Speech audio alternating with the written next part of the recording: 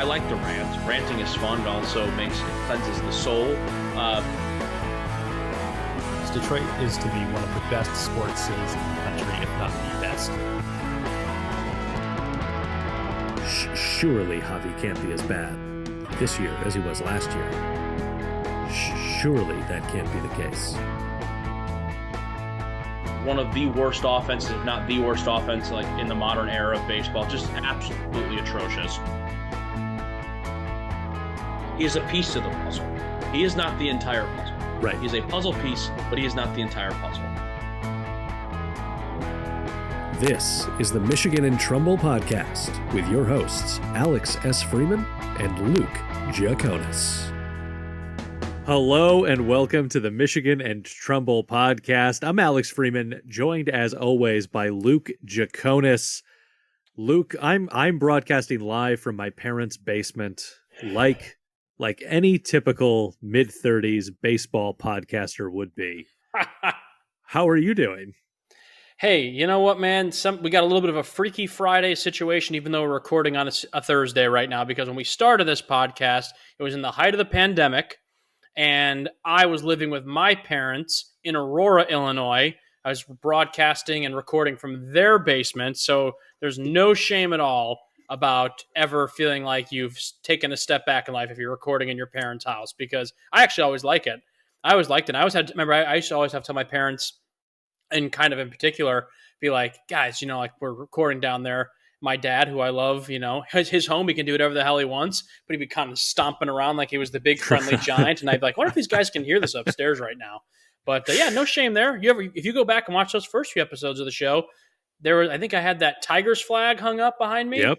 And then after a while, I may have had a couple times where it was the house divided flag, where it was Cubs-Cardinals, because my dad's a Cardinals fan, my stepmom's a Cub fan. So no shame at all. And you got some beautiful Broadway posters behind you. Beautiful Broadway posters. Love it. It's a lovely. And actually, my parents are not stomping around upstairs in their own home. They are currently at Bluey with my nieces and nephews. I really thought you were about to be like, they're at a West Michigan Whitecaps game. And you completely went, you could have given me 50 guesses. I would not have gotten it once. And I did not go. I opted to not go to the West Michigan Whitecaps game. No, the Whitecaps are on the road this week, I believe. That's right. That's right. I think you are correct. I was watching last night when you said, well, how's Hao Yu Lee doing after Lorenzen threw that no-hitter? I was like, well, I gotta clap back now. And he got a double. So, hey, Michael Lorenzen throws a no-hitter. Hao Yu Lee hits a double in single A. I think we're all winners here, folks. I think, yeah, it's one of those trades. Everybody won. Everybody won. And Someone isn't that the goal of Major League Baseball? We all want to be winners. We all just want to win. Every 30 teams, all 30 teams should win a trophy at the end of the year. So can't wait to see the Royals hoist one up. Hoist up the participation trophy. Hoist Congratulations. You participated in Major League Baseball this year. You did it. You did it, guys. You did it. No, so yeah, to fully timestamp the show, because I think that looking up the Bluey performance in Grand Rapids is probably not the way that folks want to figure out when we're actually recording this podcast. It is Thursday evening. The Tigers did beat the Minnesota Twins earlier this afternoon, getting ready for a weekend series that you'll know the result of when this episode drops, but we do not, as we talk about the state of this team. So Luke, before we head into the rant, have you caught the Tigers at all this week? I have. So I did not watch any of the Tampa Bay series because, spoiler alert to the listeners and the viewers, I was in New York City. Saw Alex, saw his lovely wife Holland. I saw their family. I saw some friends of mine, and myself and my partner. We went and saw some shows over the weekend. It was a great time. It's funny, you get a girlfriend, and all of a sudden, your horizons broaden. Never been to New York once in my life, and now I've been twice in the last 3 months. So yeah, I did not get to watch any of the game this past weekend because I knew the Rays were going to pummel the Tigers, which pretty much happened. And also I was enjoying my vacation in New York with, a lot of good friends and people that I love. So that's where I was at. But I did watch the Minnesota series because I was back home. Vacation was over, sadly. And with the exception of the Matt Manning monstrosity on Monday. Ugly. honestly, I got to give credit where credit's due. I've always tried to be impartial as I can. Really good series. Really good series. Eduardo Rodriguez, lights out on Tuesday. Faedo was a little bit shaky on Wednesday, but overall good, but he had plenty of help on offense. Cabrera, Vierling, Eric Haas, and Zach McKinstry, all with 3 hit games on the Wednesday game. I believe Tigers ended up winning that one 9-5. And then today, honestly, out of the 3 games, I think this was the best played game all across the board from pitching, defense, and offense. I was very impressed. Reese Olson looked great. Chasen Shreve came in, got an inning. Bo Bruschi really locked it down at the end, so they didn't have to use Cisnero, Holton, Alex Lang. Jason Foley's currently away with the team dealing with some personal reasons, so hopefully he'll be back soon. And then if you want to talk about today's game, the Thursday finale, Riley Green might be on trial for murder because he absolutely obliterated a baseball earlier this afternoon. Destroyed it. Yeah, absolutely. I think it's the longest homer of his career, his very young career. I think they said it went 453 feet. That is correct. That is when you hit a ball where he hit it to right center, but where the seats are above that right field scoreboard in the corner where like the brick starts to come, kind of then to the left is the that center field with the shrubs and everything and all that. I mean, that's dead center. But to me, that's the furthest part of the ballpark. And he didn't just like barely leak it over. He was probably 10 to 15 rows back. I mean, it almost looked like it was going to go by the concourse. Now I'm sure I'm probably over exaggerating a little bit, but like it was a moonshot, and that was awesome to see.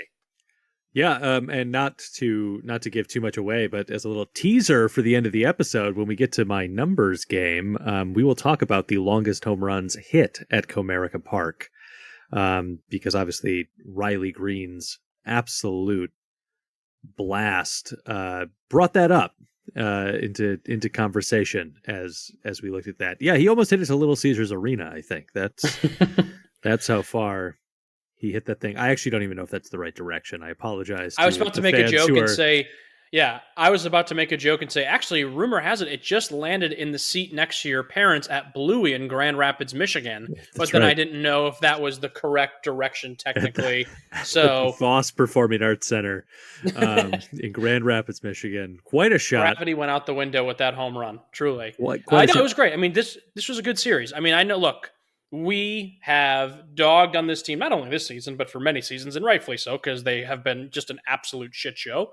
But I've always said I will give credit where credit is due, and I'll call them out when I feel like we have to call them out. And if we're just basing it off this 4-game series, they played really well. Now, obviously, the Tampa series, although I wasn't watching the games, I was checking the score. Yikes, I know they won one of those games. But, I mean, just that's a real ball club. And I did say this on our post-game, on the TikTok video I did for our account.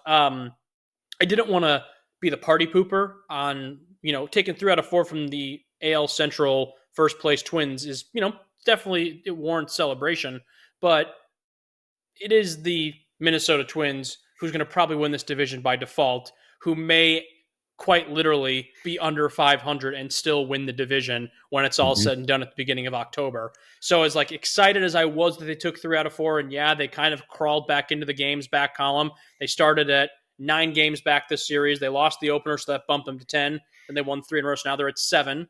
Obviously, depending on how these Red Sox games shape up over the weekend, that could be a completely different story by the time this airs. But as it currently stands on Thursday, there's 7 games out.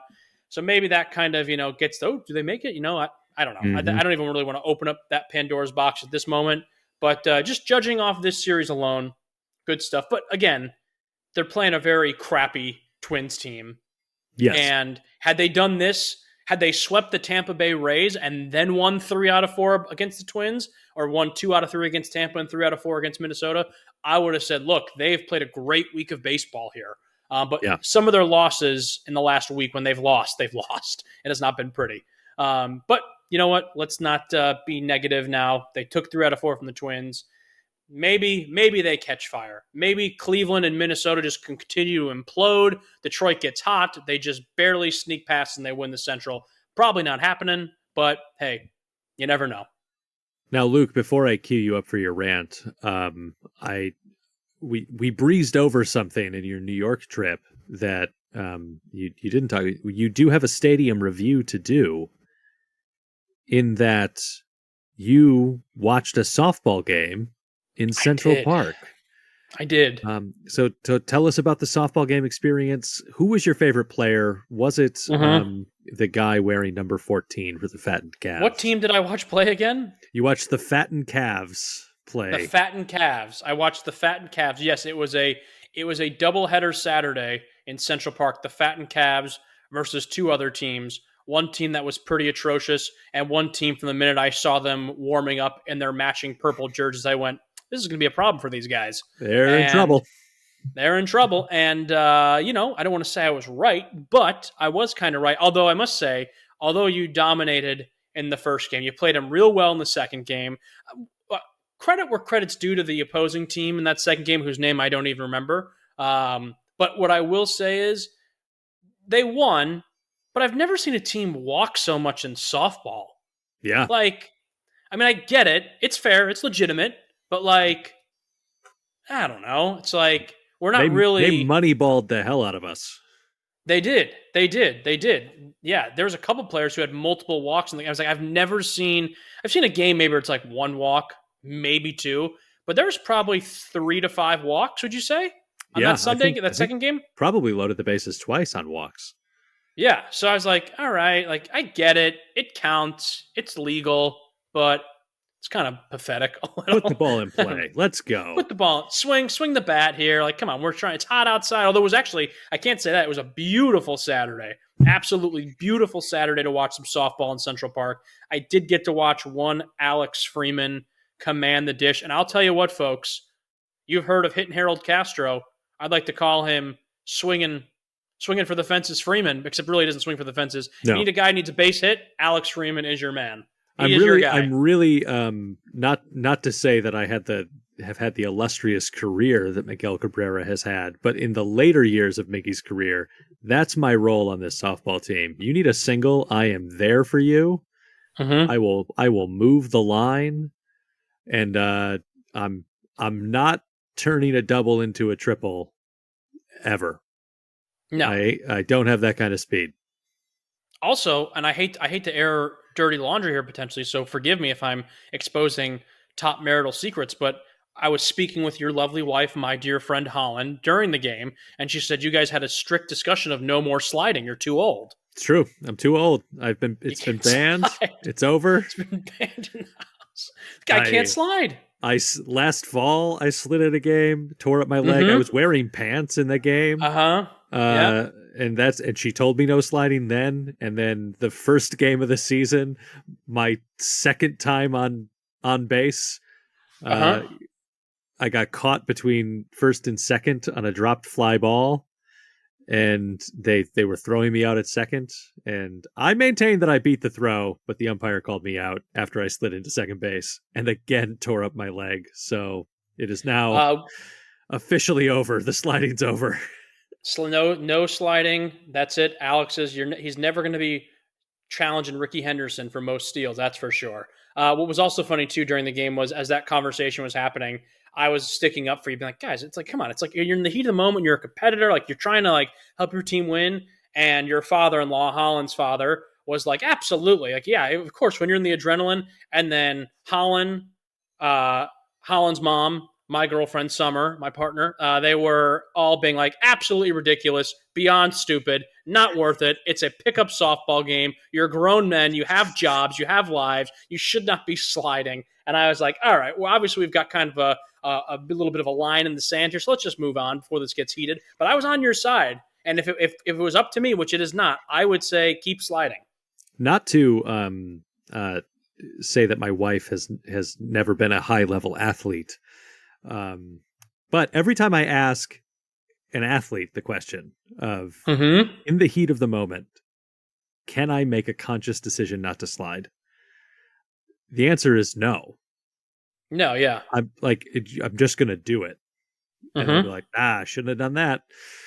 Yeah, you'll deal with the consequences after you'll deal with having a torn up pussy leg for 6 weeks. But if you're safe, you're like, hey, it was worth it. I was safe. It's worth it. Safe. There it was. I will say this. Watching you play softball, I have desperately been wanting to play some sort of recreational softball, baseball league so badly. And the hard part is for me, and I guess it's just part of it in life. This is going to sound pathetic, but all of my core group of friends that I truly love in this world, that I would be like, yeah, let's all get together and get a league going. They're not a single one of them are anywhere even in the state of Florida, and a lot of my friends I've made down here are not sports people. They have no interest in joining a softball league. So it's like, all right, I either do it by myself, or I just go meet a bunch of strangers, or I just don't play. But what I'm getting at here is if anyone is listening to this podcast and lives in Southwest Florida, in particular Naples, and you're looking to start a softball league, or if you need someone who can fly out or can shag out a fly ball in the outfield and definitely get you at least a single or a double, please hit me up. I'm not probably as quick as I used to be, but I am trying to get in better shape. So, hey, I'm ready to come out of retirement. And I will encourage everybody, sign up as a free agent in a league. Go do it. Go get out there. Go meet some folks. Have a good time. It's scary, but let me tell you, if you're all just playing softball, you don't actually have to worry about maintaining too much of a conversation with anybody for very long. Yeah, so, I feel like there is a camaraderie that I just miss of the sports. I will say the one thing I have to deal with that you don't have to deal with in New York is you step outside certain days in Florida and you literally turn into a popsicle. It's actually quite the magic trick. So I know you don't have to deal with that so much in the Big Apple, but that is a thing down here. That is true. All right, Luke. I'm going to call that the end of our softball discussion on this Detroit Tigers baseball podcast. And I think we're going to get you set up for a Luke rant.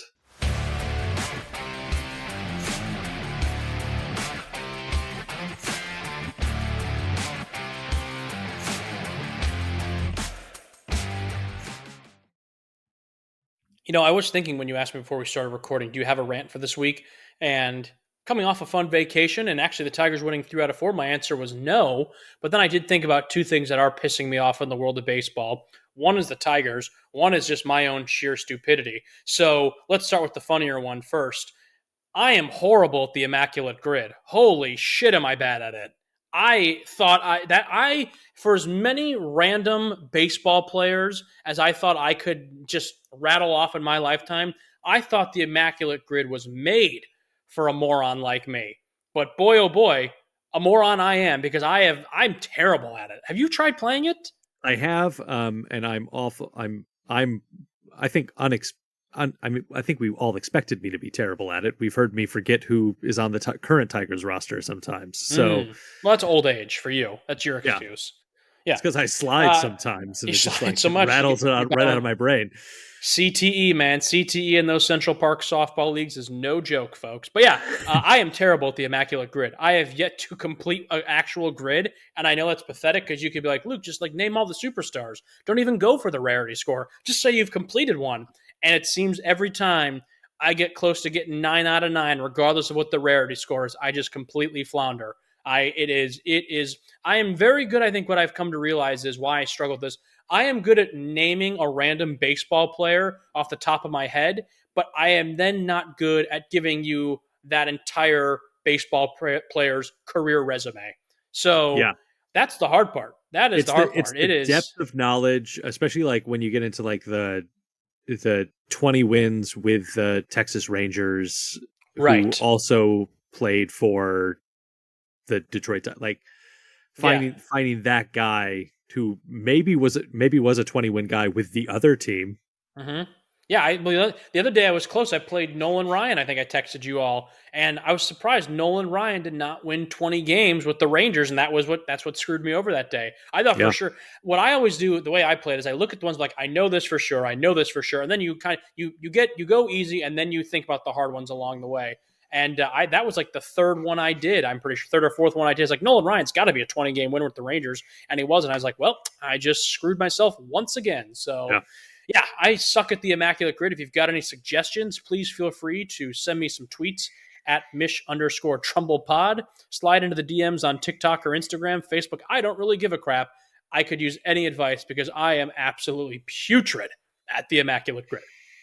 Now, I will say this real quick, and this is kind of a half-assed rant, I'm not going to lie, but I will just say one thing that did really upset me about the Tigers specifically in the last week is something we actually briefly mentioned Monday night, and that is a gentleman by the name of Matt Manning. And this now will also start to encompass some other players as well. I'm not throwing my daggers directly at Matt Manning, but I am getting to the point now where I am just, for some of these guys, in particular, the two that come to my mind right away are Matt Manning and Akil Badu.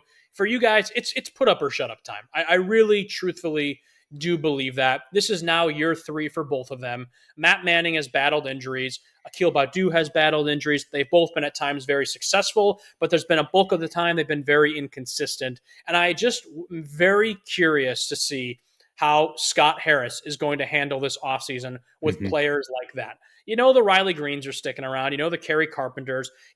Torkelson is very inconsistent, but he is having a better year than last year, no doubt about it. If I had to describe Torque this season, he had a dog shit 2022. He's had a very inconsistent 2023. Hopefully 2024, water meets the surface and he kind of levels out and we finally get whatever iteration of Spencer Torkelson we're going to get moving forward. But that is what it is. Guys, unless they get traded like Scooble, are going to be around. Casey Mize is going to be around because he's probably, I don't think Mize is pitching this year. I'd be shocked if he was. Yeah. But again, not really a rant, just more of a frustration and just putting this out there. I think for some of these guys, in particular Matt Manning, who we have been hearing a lot about now for 6-7 years, something like that at this point. 3 years into the league, he is incredibly inconsistent. And I just wonder, I know, here's the thing about Matt Manning. He's had 3 or 4 atrocious starts in a row. But then again, at the beginning of July, he was 1/3 of the combined no-hitter. So it's like that just personifies who Matt Manning has been as a pitcher thus far. There are times he looks like he's going out there and he is going to be the next Justin Verlander, Max Scherzer, Rick Porcello, whoever you want to say that had a lot of success with the Tigers.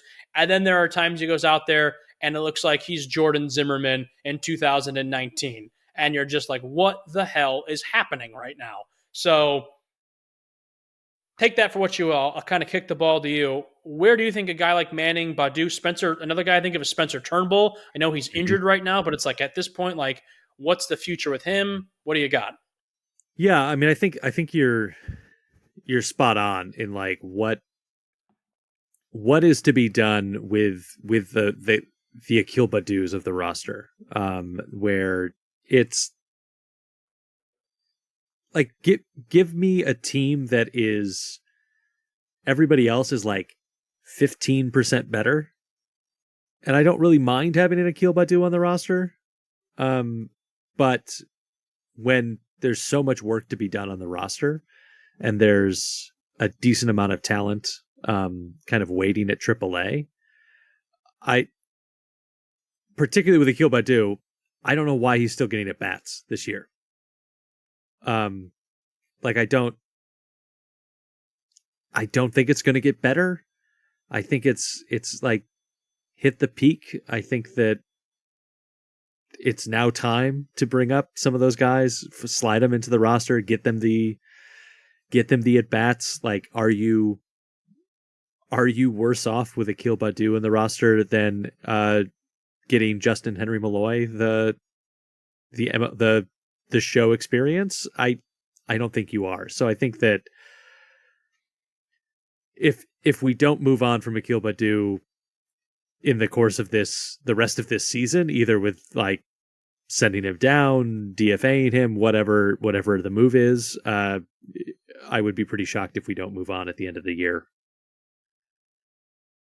Yeah, I think it's frustrating because, I've been saying this now, and I feel like the Tigers are 2 months overdue at this point. Why they're not calling up guys? The only thing I can think of is they're trying to preserve service time, so next year they can still have that rookie status. And I don't remember what the date is off the top of my head, but I want to say it was sometime next week, either the 14th or the 17th, where now guys can be called up and still maintain their rookie status going into 2024. So you would imagine, whatever that date is, that we're going to see some moves made. Mm-hmm. And it's no disrespect to Akil Badu. Got to keep in mind, when he came on the scene in 2021, maybe one of the best first weeks of a baseball career that I've ever seen, at least in my lifetime. Truly was incredible to see what he did. But I feel like when you talk about Akil Badu, that's all you talk about. Yeah. And talking about 1 week that happened over 2 years ago does not warrant you to still maintain your roster spot on a Major League Baseball team. I'm sorry, it just doesn't. It's nothing personal. I like the guy. He seems like a cool dude. I do think he's got some talent. He's just been very inconsistent. But if this team is trying to move forward, you can't, I think, move forward the guy like Akil Badu. Matt Manning, I'm giving a little bit more grace to, just because I think if I had to say who's been more consistent over their 3-year career, Matt Manning or Badu, I would give it to Matt Manning. Now, I don't mean make fun of the guy's injuries, but honestly, he gets a hangnail and he goes on the IL for 6 months, it seems like. I mean, guy broke his pinky toe, thought he'd miss a start, didn't come back till, what was it, almost the 4th of July, maybe a little bit sooner. Like, come on, dude. So I'm not trying to make light of injuries, but that's been a factor for Matt Manning in his career. It just has been, as it has been for all the other Tigers pitchers. I mean, Tarek Skubal, Casey Mize, Spencer Turnbull, the list goes on and on. So, when I was watching the game today, and again, it probably helps a little bit that they're on a 3-game win streak. They played pretty damn well against the Twins. And I'm not saying this sarcastically, but I watched some of these guys, these last few games, and I went, okay, there are some puzzle pieces for the future. We know Riley Green. Obviously, he's going to be a star here. I think we're all on board with that at this point in time. Kerry Carpenter is someone for me who's really stepped up this season. Kerry Carpenter is a weird one for me, and I don't know if you agree with this. And I don't mean to be mean when I say this, but I kind of forgot about Kerry Carpenter going into this season. Like, every time I would see, like, oh yeah, he's going to be penciled in as like the team's like pretty much everyday DH when Miggy isn't DHing, and he'll play some outfield too. I was like, I forgot kind of Kerry Carpenter was a thing, but he's red hot, 6-game. I believe it's a 6-game hitting streak at this point in time, maybe a 7-game hitting streak. So he's doing great. Matt Vierling has been really consistent for the Tigers. I saw a good tweet today that was like, regardless of what happens with Nick Maton, you have to feel like it was almost a draw at least with the Tigers and the Phillies trade this past offseason, because the Tigers didn't need Gregory Soto. They didn't really need Cody Clemens. They do still need a third baseman. That's evident. But they did get a pretty solid utility guy in Matt Vierling. Now, if in 3 years' time, and I don't say this to be rude, Matt Vierling is your starting outfielder, things probably still aren't looking great for the Tigers. Because I think he will be, I do think he can definitely be a contributor, unless maybe he has like a JD Martinez kind of resurgence out of nowhere where like, you got to play this guy. Maybe that happens, and if so, play him every day. But if he's on the same trajectory where he is, where it's like, this guy's just a solid backup outfielder, solid infielder, he can get on base, he gets hits, he's quick on the bases, that's who you want. To me, when I see Matt Vierling, I almost think of Ryan Rayburn from back in the day. Like, I don't know if you wanted Ryan Rayburn in your starting lineup, but like 9 times out of 10, when he came up to like hit, or if he was getting a start, I was like, I feel pretty confident with this guy. He's got to start on this team currently, given where they're at, but we'll kind of see where it goes from there. So yeah, watching this team these last few days, I did kind of just vaguely start to see some glimpses of the future, at least in the outfield. There's a lot of work that needs, I think almost you can make an argument 3 out of the 4 infield spots, if you're excluding let me start that over. Probably 3.5 out of the 5 infield spots need work, need help. I mean, Andy Ibanez has been fine, sure. Javi Baez absolutely sucks. He's not going to opt out, but I hope he opts out, and they still don't have a third baseman. So, they're probably hoping Justin Henry Malloy at third, maybe Colt Keith at second, Jace Young maybe at second. They gotta get some stuff going there. Max Clark is absolutely roping the ball though down in the rookie leagues right now, which is cool to see. I don't think that means he's going to be here next week, but we'll see him on the 14th. Cool. See him on the 14th. So yeah, that's again not really a rant, pouring an airing of the grievances, a Festivus, if you will. But there are some bubble guys that I am going to be very curious to see where they stand after this offseason, if they're still wearing a Tigers uniform.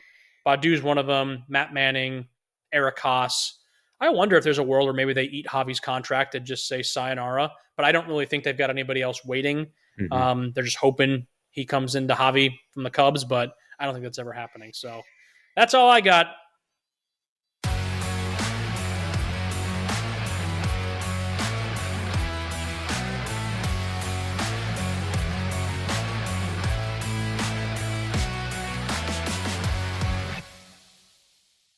We're back on the Michigan and Trumbull podcast. Luke, I want to bring us into a conversation that you and I sort of had via text that I would like to have on the podcast now. Obviously, last episode, we talked about the trade deadline, the Tigers' relative inactivity at the trade deadline. One team that we talked about a little bit being a little bit active, and we talked about like being active more for show than maybe anything else, and I choose that word carefully, as the Los Angeles Angels dropped their first 7 games after the trade deadline, after they were gonna, they were really gonna go for it, make that playoff push. Which then sparked the conversation where I said via text message, I would almost rather be sitting where the Detroit Tigers are as a Tigers fan than to have been an Angels fan for the past amount of time. The Angels and the Tigers made their last playoff appearances in the same season, the 2014 season. And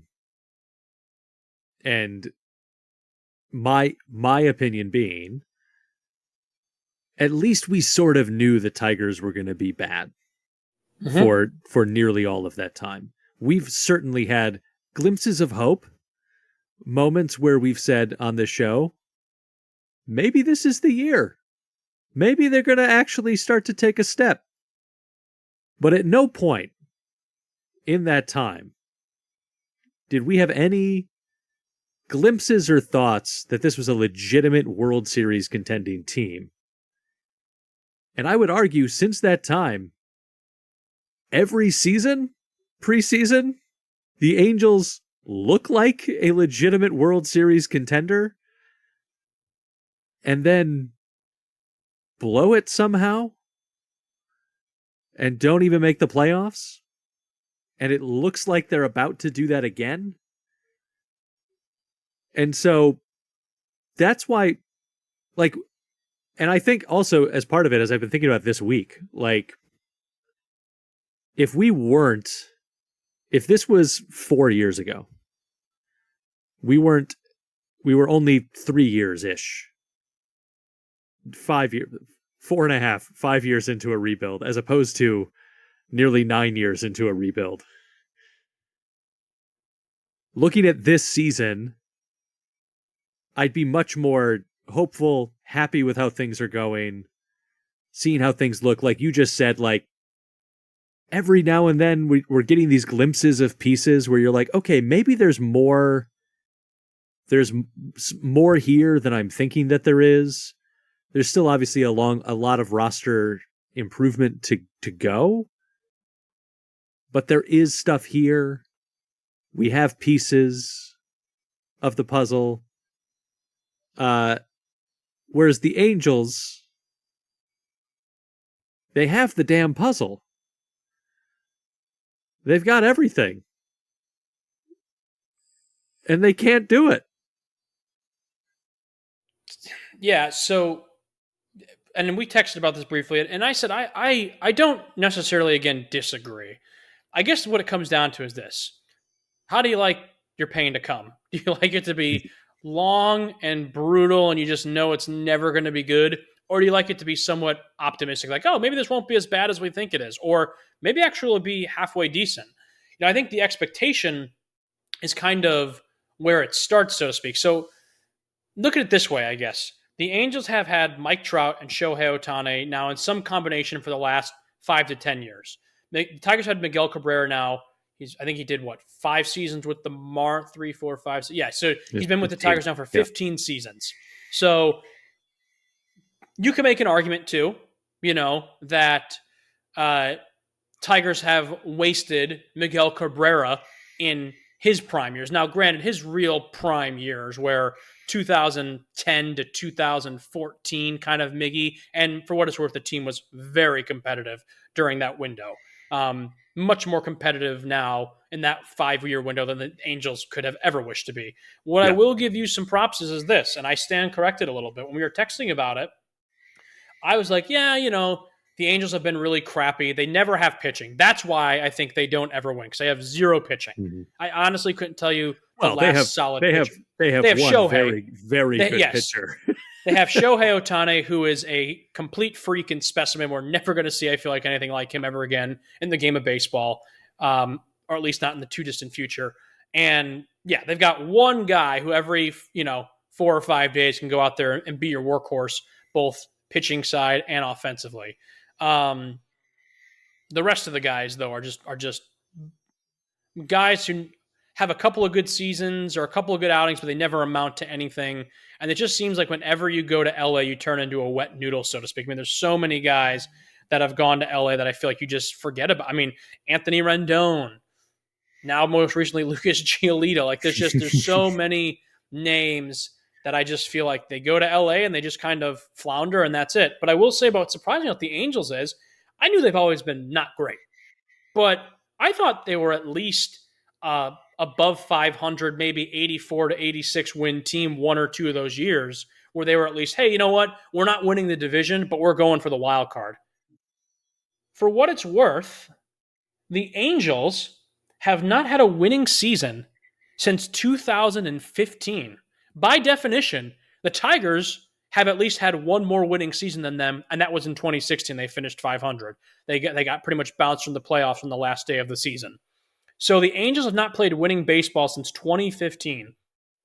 So I guess the question, again, how do you like your pain? Do you like going into a season being like, you know what, there's some pieces here. We've got Shohei, we've got Trout. If the pitching can hold up, we can make a run at this thing. Maybe not going to take on the Astros, but we sure shit can do better than the Rangers, better than the Mariners. We can take on those teams, Oakland.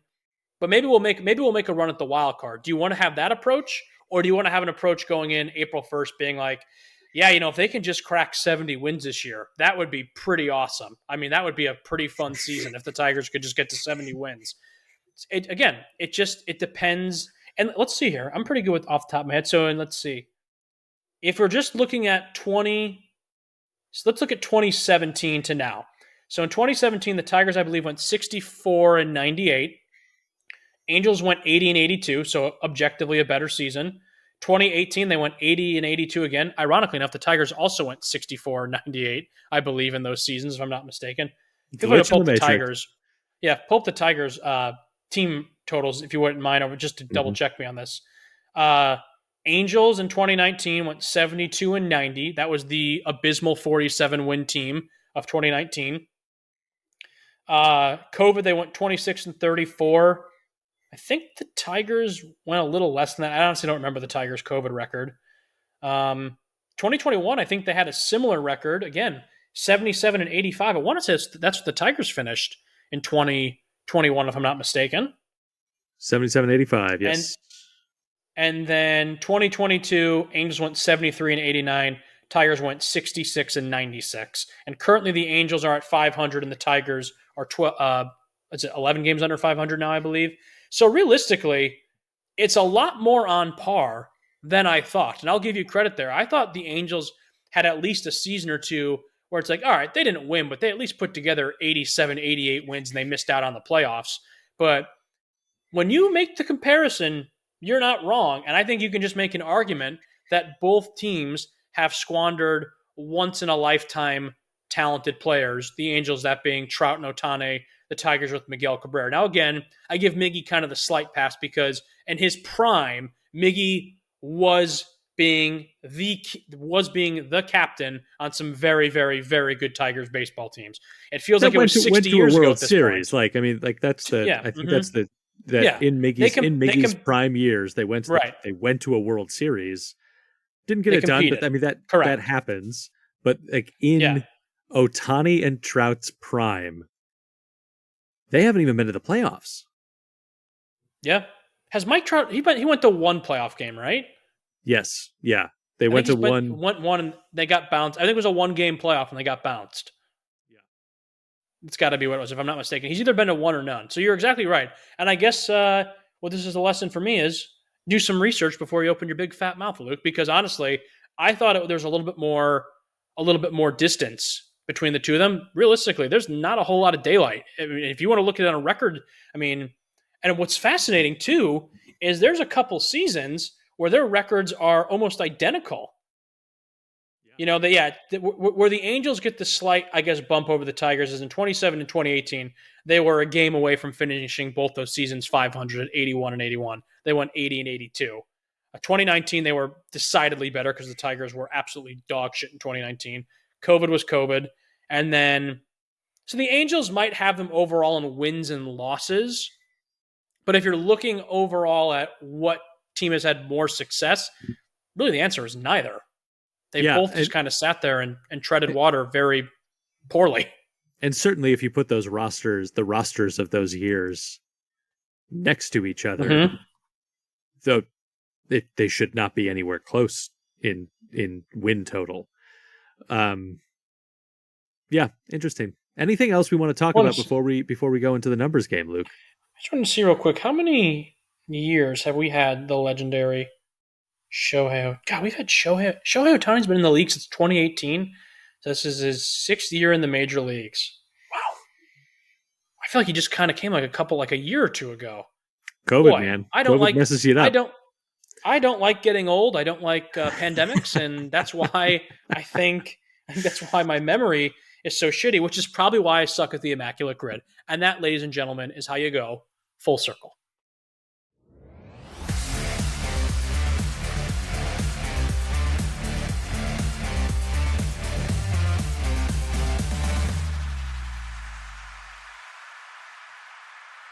Okay, Luke, we mentioned it earlier. Today, Riley Green hit a 453-foot home run at Comerica Park. That is not good enough for the top 5 of home runs hit at Comerica Park. So, the first question I'm going to ask you, who has hit the longest home run at Comerica Park? Are we saying this is a Tigers player or not a Tigers player? It does not necessarily have to be a Tigers player. Oh, shit. To help you, I will say go ahead. They were a Tiger when they hit it. Okay.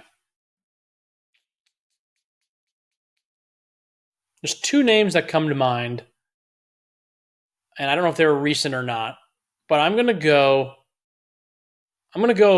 Prince Fielder.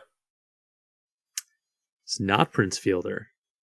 And I will tell you, my second guess. Prince Fielder, not even in the top 5 list. Wow. Okay. Good to know. He was only, sometimes I forget too, Prince was only there for 2 years. It wasn't a super long Detroit stay. JD Martinez. For a lot more years. Yes, they did. JD? It was JD Martinez. Yep. On July 21st, 2015. Do you know how far he hit it? Well, if Riley's was 453, I'm going to assume it was over that. That's a good guess. And I'm going to go 479.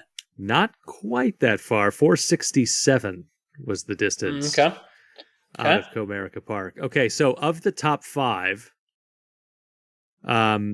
we just mentioned that obviously JD was a Tiger when he hit that one. Of the top 5, how many of those home runs were hit by Tigers? There have been a lot of guys who have come into Comerica Park and made that very big ballpark look very small, and they have bullied the Tigers. So I'm actually going to say more non-Tigers have hit in the top 5 than actual Tigers. I'm going to say 3 non-Tigers to 2 actual Tigers. That is correct. Who's the other Tiger? The big fella, Miguel Cabrera. That is correct. He hit a 459-foot home run on June 29th, 2016. Nice. Hitting 2 of not quite the other one was not quite that distance in a span of 9 days. Just absolutely bombing home runs that 2-week period. I'm not mistaken. Yeah, well, I know Miggy. First of all, shout out to Miguel Cabrera. He's just passing guys left and right. Just passed Tony Gwynn on the all-time hit list. He's now a top 20 all-time hits leader in Major League Baseball. Just kudos to the big man. He's just the best ever. I would love to see him hit a home run just one more time. It's got to, and I want it to be at home too. I know he had one earlier in the season, but one more, Miggy. You got to find something. Just one more. I would just love to see it. And if as I said in our group text our group chat, if he hits a home run in either of the two games when we're there at the end of the season when Cleveland's in town, tears will be shed. Tears will be shed by a grown man. Many grown men will be crying, I'm sure. I'll be one of them. So just to kind of round out the story of long home runs at Comerica Park, JP Arancibia hit one on September 7th, 2015. No video of it. I don't know why there's not video of it. It was 2015. We had video of games. We did.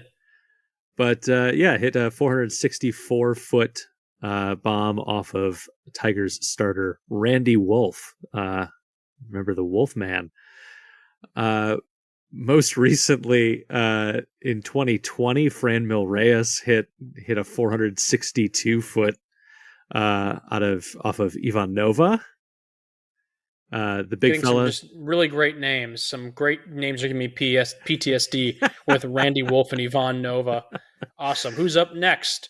Is it Matt Moore? And then the number 5 at 458 feet in April 2019, Yon Moncada. You want to guess who Yon hit it off of? 2019 starting Tigers? Pitcher or reliever? Starting pitcher. There was Boyd. There was Turnbull. I think that was Nova that year. God, I've tried to black out that year so much. Let's go with Matt Boyd. Hang on, I'm just double checking that I was not lying to you. There's also. Do you know how many the revolving door of pitchers that came in that season? So even if it was a reliever, I wouldn't be. Yeah. It was Jordan Zimmerman. Oh yeah, he was a starter, absolutely. And that makes perfect sense. You started naming guys. I was like, wait, hang on. Yeah, no. That was his. If I recall, I think that was his final year. Is that or 2020 was his final year at the Tigers? God, he was so good until they signed him that extension. Yon Moncada hit it in April. Do you know how hard he had to hit that ball for it to carry that far in April in Detroit? I will never forget in 2019, opening day, Tigers were in Toronto. Jordan Zimmerman, I think, pitched a 7-inning shutout to start the season. Tigers were tied, I want to say, going into the top of the 9th, the top of the 10th. Kristen Stewart. And no, we're not talking about the Twilight actor. We're talking about Kristen Stewart, number 14, the left-hander.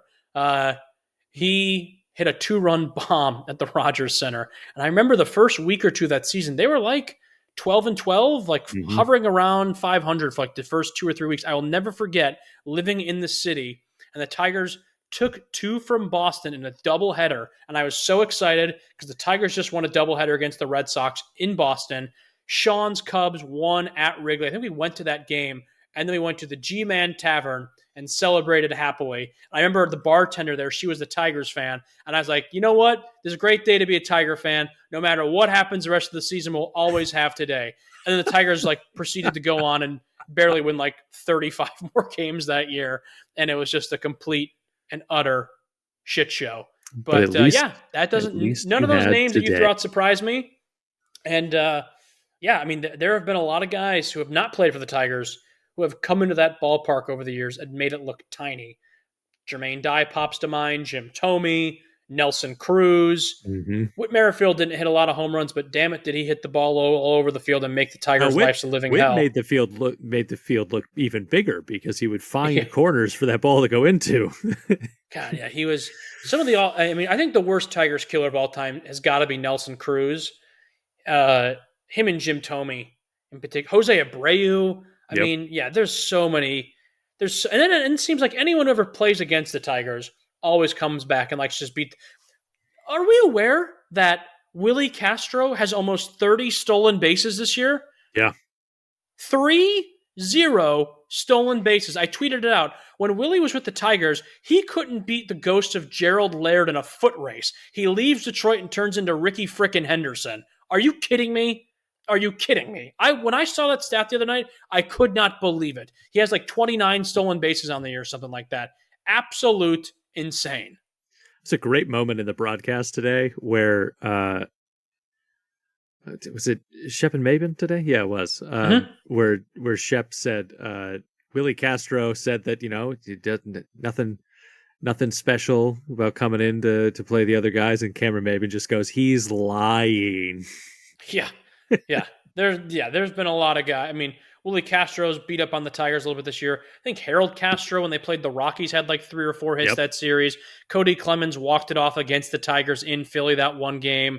I'm sure Gregory Soto struck out some guys. I think Joe Jimenez struck out some guys. Like, it's there. That's how it is for all the teams too. Nick Maton, to be fair, he hit a home run against the Phillies. The Tigers are already way out of that game back in June, but he beat up on his former team a little bit. But it just, without fail, it seems that any former Tiger that comes back to Detroit loves to just piss on the Tigers just a little bit more. As if they didn't do anything while they were with the Tigers. And they just like to twist the knife in a little bit and, really make the Tigers' life a living hell when they come back to visit Comerica. Yeah, they do. They do. That's the games. Them's the ropes. Yeah. Them's the ropes, folks. And, that'll do it for this week, I think. Yep. Luke, have a good one. Hopefully we're in good moods again 2 weeks from now when we record again, that the Tigers have continued their winning ways. As long got as a tough stretch coming up. As long as they don't play the Rays. Yeah, I think they're in Boston this weekend, and then next week back. Oh, one last thing. I'm sorry. I know we're trying to wrap up here. One thing I do want to give the Tigers credit for, and I want to get the number right here, so please just bear with me for 20 more seconds. Hold on here. So they held up a graphic on the Wednesday night game when the Tigers erupted for 17 hits. The Tigers this year against the AL Central, I'm assuming this didn't take into consideration the Wednesday and Thursday wins, they are 21-13 against the AL Central. And compared to all the other teams, that is the best record against their own division. So, yes. And they won 2 more games, so... Yeah, so that would put them at 21 wins now against AL Central opponents this season. I will be the first to raise my hand and said I have made fun of this team, and rightfully so, and I will continue to do so until I see an overall improvement from the product on the field. Having said that, give credit where credit's due. I remember the last season or two we would say you're never going to get anywhere until you can at least beat the teams within your own division. And for what it's worth, as of now at least, the Tigers have done that. Now they've got a couple more games going on this season against Cleveland, Minnesota, the White Sox. I think they're done against Kansas City for the year, if I'm not mistaken. So that record could obviously fluctuate over these next couple of weeks. But for what it's worth, the Tigers have played pretty darn well against AL Central opponents. Mm-hmm. They completely forget how to play baseball, it seems, against all other opponents. But against the people within their division, you got to almost say 2 thumbs up. It's been pretty impressive. Knock on wood that it continues for the rest of the season. And when this episode drops on Monday after the Boston series, they're right back against some AL Central opponents with Cleveland and Minnesota. So you gotta stay hot. Got to beat the teams in your division if you want to have a fighter's chance. Yes, they do, and we'll be here to talk about it when they have reclimbed back into the AL Central race, because they're, believe it or not out of it yet. So we'll see what happens. Have a good week, Luke. See you, man.